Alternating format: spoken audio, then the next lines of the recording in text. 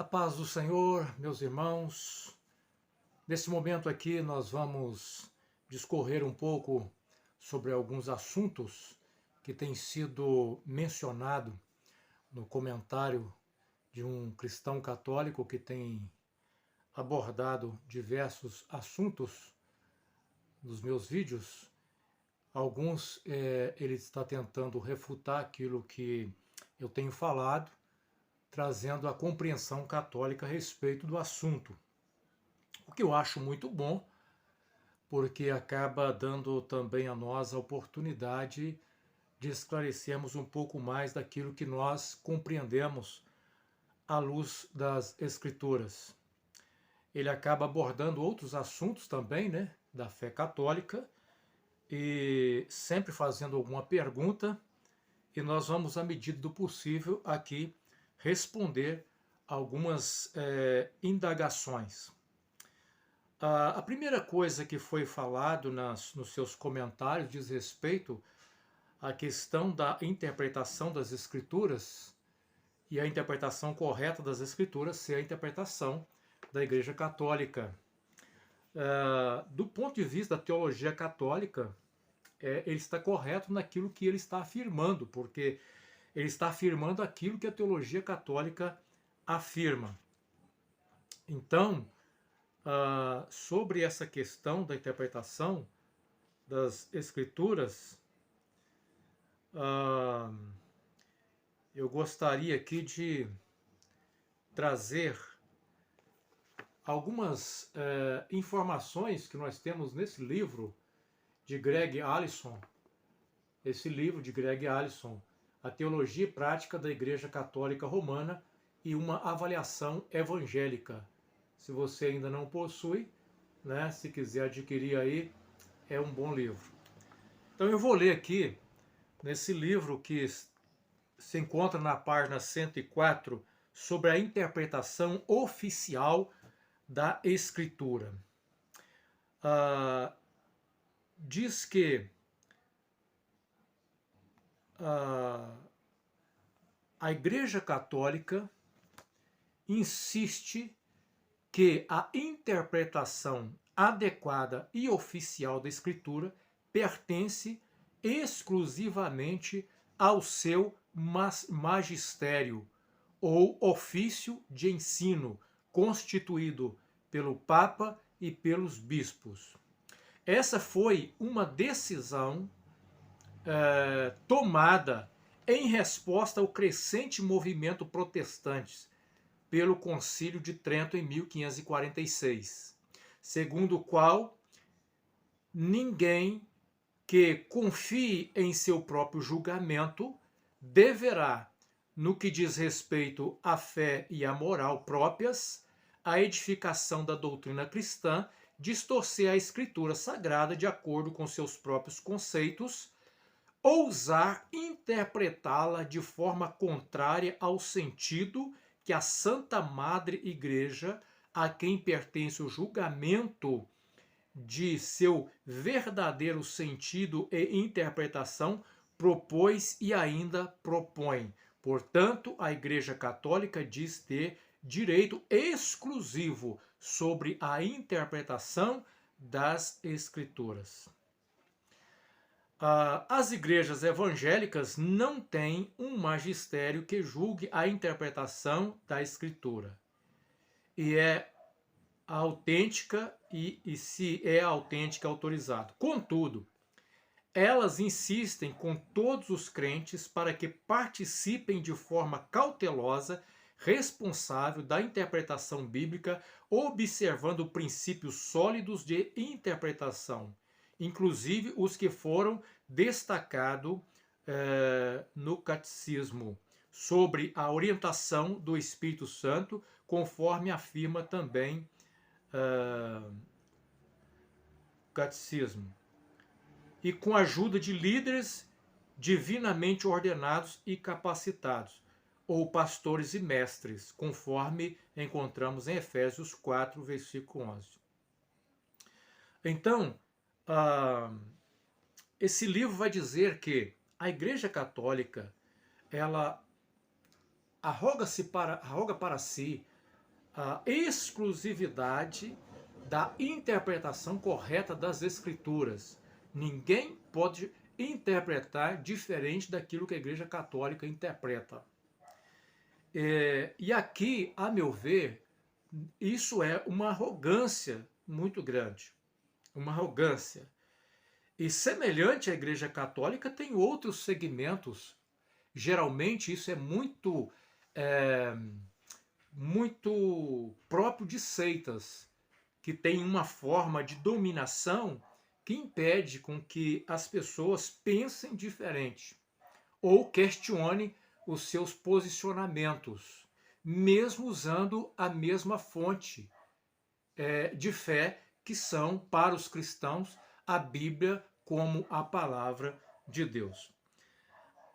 O livro, na página 105, ainda vai dizer, abre aspas, a história mostra que Martinho Lutero, embora tenha sido formado nessa escola de interpretação, rejeitou-a porque o método, conforme praticado na Igreja Católica, enfatiza de tal forma o sentido espiritual, os sentidos alegóricos, morais, tropológicos e anagógicos, que o sentido literal ficava obscurecido ou era negligenciado. Lutero defendeu o sentido literal ou gramatical histórico, que é o mais elevado, o melhor, o mais forte, em suma, de subsistência da natureza e da fundação da Santa Escritura em toda a sua inteireza. De fato, Lutero insistia que os intérpretes da Bíblia deveriam se empenhar tanto quanto possível para chegar a um significado simples, verdadeiro e gramatical das palavras do texto. E aqui, de igual modo, outros reformadores também, fecha aspas. Então, o que nós temos aqui é que a igreja evangélica, ela vai romper com essa interpretação de quádruplo sentido que era utilizado e ainda é utilizado pela Igreja Católica, que dá mais ênfase a essa alegoria ou essa interpretação espiritual, que é um sentido espiritual. E aqui está o grande problema. O grande problema está exatamente aí, quando você começa a querer retirar algo que está por trás daquelas letras como um sentido mais profundo, que não é qualquer pessoa que alcança, existem pessoas especiais para alcançar esses mistérios que estão por trás da letra, o que tem gerado, senão insegurança para a fé cristã, e em alguns casos conduzido a muitos por caminhos que distanciem muito daquilo que foi ensinado, praticado, vivido pela igreja dos apóstolos, a igreja do primeiro século. Então, o que a igreja protestante propõe, e aqui com muita tristeza eu falo que algumas igrejas evangélicas têm distanciado disso, é exatamente voltar para o sentido daquilo que é o texto bíblico, que ele realmente quis dizer naquele contexto, e aí depois fazer a aplicação espiritual na nossa vida. Sem aquele malabarismo todo, ou aquele imbróglio, com todo respeito, ou aquela manipulação para justificar ideias que muitas das vezes surgem de uma mente fértil e que não tem respaldo e que não vem de orientação do Espírito Santo e que vai na contramão daquilo que a palavra de Deus diz.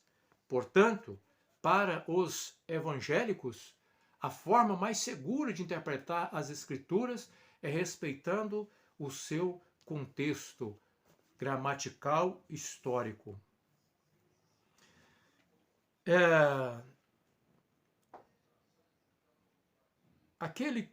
O cristão católico que está fazendo esses comentários, ele disse o seguinte assim, respondendo a um dos meus vídeos. O Senhor falou que Deus não dá sua glória a ninguém. O Senhor nunca parou para refletir sobre essas passagens abaixo, ou foi retirado da Bíblia que o Senhor leu? O Senhor não dá a sua glória aos ídolos ou falsos deuses. O que ele está falando aqui, ele está tentando justificar, porque eu trouxe para um dos meus vídeos aquilo que o Senhor diz na sua palavra em Isaías capítulo 42, versículo 8. Versículo 8. Então, Isaías 42, versículo 8, eu vou estar usando aqui essa versão católica de versão Ave Maria, né?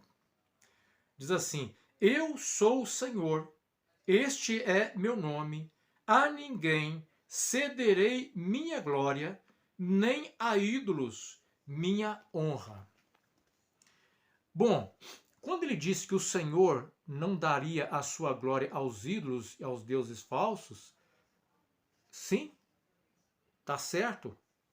Aqui está falando de ídolos, que o Senhor não daria a sua glória a ídolos. Não daria a sua glória a ídolos.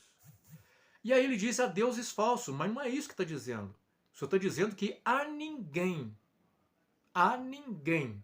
cederei a minha glória.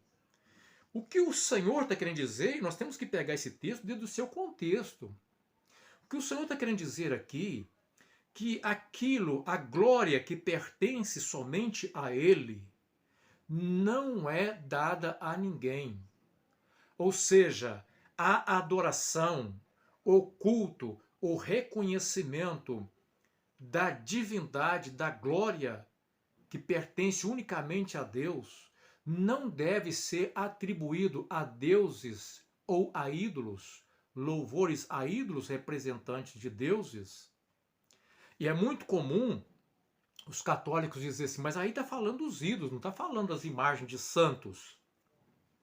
Claro, aqui está falando de ídolos pagãos, porque esse era o costume pagão, de fabricar imagens que representassem seus deuses. E isso foi proibido por Deus no primeiro mandamento da lei de Deus. Primeiro mandamento da lei de Deus. E aí quando nós perguntamos, se nós perguntarmos a um cristão católico qual é o primeiro mandamento da lei de Deus, o que eles vão responder? O que eles vão responder? Amar a Deus sobre todas as coisas. Tá certo isso? Tá. O primeiro mandamento é amar a Deus sobre todas as coisas. Mas, quando nós vamos para Êxodo capítulo 20, para entendermos o que quer dizer isso, diz assim: Então Deus pronunciou todas essas palavras: Eu sou o Senhor teu Deus, que te fez sair do Egito, da casa da servidão. Não terás outros deuses diante da minha face. Não farás para ti escultura, nem figura alguma do que está em cima, no céu, embaixo, sobre a terra, ou nas águas, ou debaixo da terra.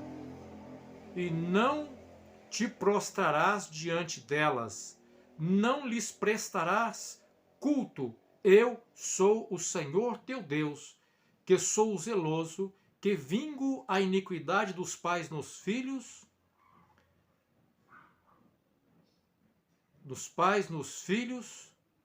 e nos seus bisnetos, daqueles que me odeiam. Então, aqui é o primeiro mandamento. Por que os católicos tiraram, não colocaram dessa forma que está ali, e preferiram colocar assim, amar a Deus sobre todas as coisas? Será que havia algum interesse em ocultar essas verdades? Não sei. É só um questionamento. Agora, quando eu disse, ele me perguntou o que era idolatria, eu falei que é tudo aquilo que ocupa o lugar de Deus no coração do homem, seja uma pessoa, seja um objeto, seja um ídolo, tudo que ocupa o lugar de Deus no coração do homem, isso é idolatria. Isso é idolatria. E isso é abominação ao Senhor. E eu disse também para ele que eu não posso dizer que todos os católicos, irmãos católicos, são idólatras. De forma nenhuma. Quem vê e conhece o coração e o relacionamento do homem com Deus é somente Deus. Mas eu disse para ele que eu posso afirmar que o dogma mariano é um dogma idólatra. E eu pretendo fazer isso. E eu quero que os católicos entendam isso não como uma afronta. Não é meu propósito. Sempre eu estou trabalhando no campo das ideias, no campo teológico, respeitando a fé de cada pessoa e a liberdade que cada um tem de crer e acreditar no que quer. Eu não vou ser desrespeitoso com nenhum de vocês. Eu amo a todos vocês. E a palavra de Deus me ensina que quem ama diz a verdade. E o meu compromisso ao pregar a palavra de Deus é pregar a verdade. É pregar a verdade. Agora cabe ao homem analisar o que está sendo pregado diante à luz da palavra de Deus e aceitar ou não. O que ele disse aqui sobre os textos, ele citou diversos textos onde mostra Deus distribuindo a sua glória com os cristãos, com os seus servos. E ele vai dizer assim, tá vendo? O que ele quer dizer? Tá vendo? Você não entende nada de Bíblia. Em outra postagem, ele até foi assim, irônico, né? Ele disse assim, esse pastor é uma piada, não sabe nada de Bíblia. Então ele quer dizer, e aqui ele foi novamente irônico, dizer assim, esses textos, você não refletiu nesses textos, ou esse texto foi tirado da sua Bíblia? Não. Esses textos não foram tirados da minha Bíblia, até mesmo porque nós não podemos tirar nem acrescentar nada à palavra de Deus, sob julgo de punição divina. Então, esses textos estão na minha Bíblia. E eu sim tenho estudado e meditado. Agora, uma coisa nós temos que aprender, interpretar dentro do seu contexto. O texto de Isaías 42 é aquilo que eu disse. O que o Senhor está dizendo ali é que ele não divide aquilo que é o louvor, que é só para ele, a glória que é só para ele, a adoração com nenhum outro.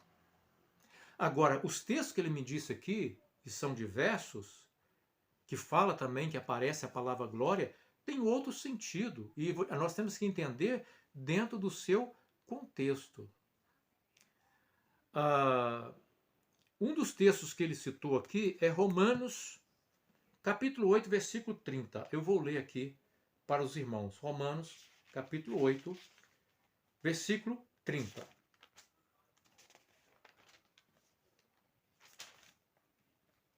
Romanos capítulo 8, versículo 30, está num contexto em que o Senhor está falando da glória futura da sua igreja, da glorificação dos seus santos.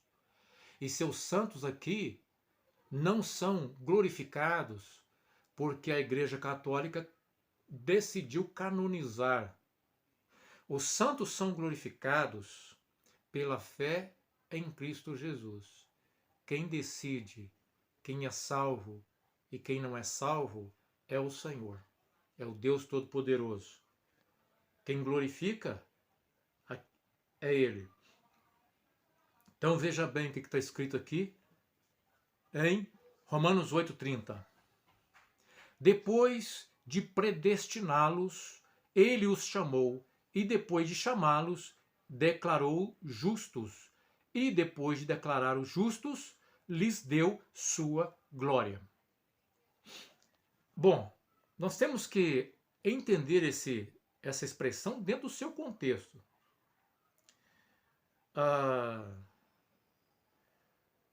Aqui nós estamos diante de uma promessa de redenção completa do ser humano. E vai dizer assim, olha, no versículo 19, para nós chegarmos no 30. Pois toda a criação aguarda com grande expectativa o dia em que os filhos de Deus serão revelados. Toda a criação, não por sua própria vontade, foi submetida por Deus a uma existência fútil, na esperança de que, com os filhos de Deus, a criação seja gloriosamente liberta da decadência da escravidão. Pois sabemos que até agora toda a criação geme com dores de parto, e nós, os que cremos, também gememos, embora tenhamos o Espírito em nós, como antecipação da glória futura, pois aguardamos ansiosos pelo dia em que desfrutaremos nossos direitos de adoção, incluindo a redenção do nosso corpo. Fica claro aqui que todo cristão recebe de Deus, pela presença do seu Espírito, Deus nos liberta. Primeiro, ele está falando de eleição, né? Ele vai dizer que, pois Deus conheceu de antemão e os predestinou. Ou seja, Deus elege e predestina os seus para se tornarem semelhantes à imagem de Cristo. O que é receber a glória de Deus em nós, senão a própria condição dada pelo Espírito, para que o nosso ser seja transformado de glória em glória à imagem de Cristo? Esse é o propósito do Evangelho. É Cristo brilhando em nós, pela ação do Espírito Santo, para que a glória seja não nossa, mas de Deus. Nós não recebemos glória de Cristo em nós para recebermos louvor e adoração dos homens, para recebermos cultos. Nenhum de nós, nenhum cristão, recebe glória de Deus aqui para receber culto. E nós vamos ver isso mais para frente. Eu gostaria até de perguntar, porque todos os cristãos receberam glória de Deus, conforme os próprios textos aqui que o irmão citou, né? Incluindo aqui a oração sacerdotal em João capítulo 17, 22. Onde Jesus fala assim, deles a glória que tu me deste. Ou seja, a igreja de Jesus tem a glória que recebeu de Cristo. E eu pergunto, você, cristão que está me interrogando, se você é cristão, recebeu a glória de Cristo. Está correto? Agora, isso te dá direito de receber louvor e culto? Me responde. Eu acredito que você vai dizer que não. Bom, se é assim, então por que os católicos fazem culto aos que morreram? Cultuam aos santos que morreram. Por quê? É uma pergunta. Porque santos na Bíblia não são apenas os que morrem, mas são todos aqueles que foram separados por Deus com a presença do seu Espírito morando em nós. São conhecidos na Bíblia como santos. É isso que o Evangelho claramente aponta.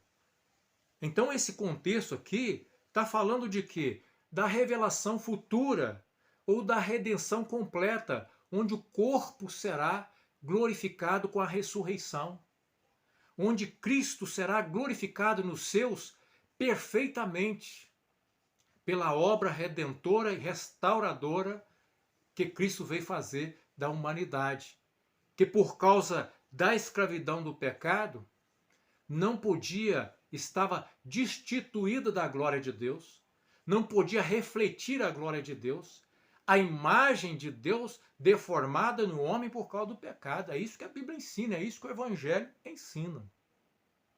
Mas vamos lá, eu vou citar aqui mais um outro versículo que ele colocou aqui. Outro versículo. Romanos 2:10. O que está aqui em Romanos 2:10? Romanos 2, versículo de número 10. Mas a todos que fazem o bem, ele dá glória, honra e paz, primeiro para os judeus e também para os gentios, pois Deus não age com favoritismo. Assim, todos os que pecarem... Aí eu vou um pouco mais, ele citou só 10, mas eu vou no 12. Assim, todos que pecarem, mesmo não tendo lei escrita de Deus, serão destruídos. E todos que pecarem estando sob a lei, de acordo com essa lei, serão julgados. Vamos ver um pouquinho o versículo anterior para nós pegarmos o contexto aqui. Versículo 5. Mas por causa do seu coração rebelde, você se recusa a abandonar o pecado, acumulando ira sobre si mesmo. Pois o dia da ira se aproxima, quando o justo juízo de Deus se revelará. Ele julgará cada um de acordo com seus atos, dará vida eterna àqueles que, persistindo em fazer o bem, buscam glória, honra e imortalidade, mas derramará ira e indignação sobre os que vivem para si mesmo e se recusam a obedecer a verdade, preferem entregar-se à vida de perversidade. A todos que praticam o mal, ele trará aflição, calamidade, primeiro para os judeus, também para os gentios. Mas a todos que fizerem o bem, aí entra no versículo que citou, ele dará glória. O que é o contexto aqui? Está falando de salvação, de recompensa eterna, de julgamento eterno. Está no mesmo contexto do capítulo 8 que nós lemos ali. Ou seja, aquele que foi salvo em Cristo e procura viver uma vida agradando a Cristo, receberá honra e glória. Onde? Que é a salvação, que é a vitória eterna. É isso que está dizendo aqui. Isso não dá direito a nenhum de nós de pedirmos e exigirmos veneração, culto, nada disso. O que nós somos, nós só somos em Cristo Jesus e nada fora dele. Ele diz ainda assim: será que Maria e os santos não praticaram o bem para merecer glória e honra? Claro que praticaram bem. Praticaram bem, obedecendo a Cristo. E, portanto, foram salvos em Cristo Jesus. Essa é a recompensa. Isso não está aqui autorizando a nenhum cristão render culto a esses santos. Não é uma autorização para isso. E agora eu quero citar alguns textos dentro daquilo que nós estamos falando aqui. Primeiro, eu quero citar Efésios capítulo 1. Efésios capítulo 1.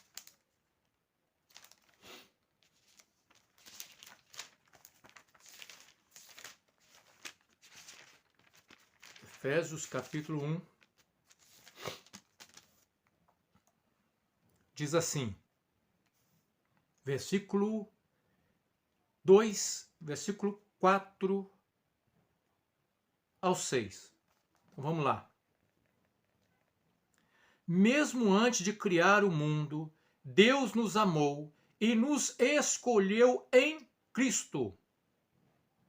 Deus não nos escolheu na Igreja Católica. Deus nos escolheu em Cristo. Para sermos santos e sem culpa diante dele. Ele nos predestinou para si, para nos adotar como filhos por meio de Jesus Cristo, conforme o bom propósito de sua vontade. Deus assim o fez para o louvor de sua graça gloriosa, que ele derramou sobre nós em seu Filho amado. Ele é tão rico em graça que comprou nossa liberdade com sangue do seu Filho e perdoou nossos pecados. Generosamente derramou sua graça sobre nós e com ela toda a sabedoria e todo entendimento. Agora Deus nos revelou sua vontade secreta a respeito de Cristo. Isso é o cumprimento de seu bom propósito. E o plano é este: no devido tempo, ele reunirá sob a autoridade de Cristo tudo que existe nos céus e na terra. Além disso, em Cristo, nós nos tornamos herdeiros de Deus, pois ele nos predestinou conforme seu plano e fez tudo ocorra de acordo com a sua vontade. O propósito de Deus era que nós, os primeiros a confiar em Cristo, louvássemos a Deus e lhe dessemos glória. Então, agora vocês também ouviram a verdade, as boas novas da salvação, ou seja, o Evangelho. Quando creram em Cristo, ele colocou sobre vocês o selo do Espírito Santo. Quem coloca o selo do Espírito Santo em nós é Cristo, não é nenhuma denominação. Que havia prometido. O Espírito é a garantia de nossa herança, até o dia em que Deus nos resgatará como sua propriedade para louvor da sua glória. Tudo que Deus fez em nós por Cristo Jesus é para louvor da glória de Deus. Esse louvor que pertence somente a Deus, ele não distribui com ninguém. Ele não distribui com ninguém. É preciso entender dentro do seu contexto o que está sendo dito. Caso contrário, nós entramos em dificuldade. Filipenses capítulo 1, versículo de número 9 diz assim: Ora, para que o amor de vocês transborde cada vez mais e que continue a crescer em conhecimento e discernimento, quero que compreendam que é verdadeiro importante para que vivam de modo puro, sem culpa, até o dia em que Cristo voltar. Que vocês sejam sempre cheios do fruto de justiça que vem por meio de Jesus Cristo, para a glória e louvor de Deus. Ou seja, nós somos justificados pelos méritos de Cristo e não por méritos de nenhum santo. Os méritos de Cristo é que nos dá direito ou acesso a Deus e à salvação e a qualquer graça que nós recebemos de Deus, nós recebemos não por méritos de qualquer santo, mas por méritos de Cristo, e tudo para louvor da glória de Deus.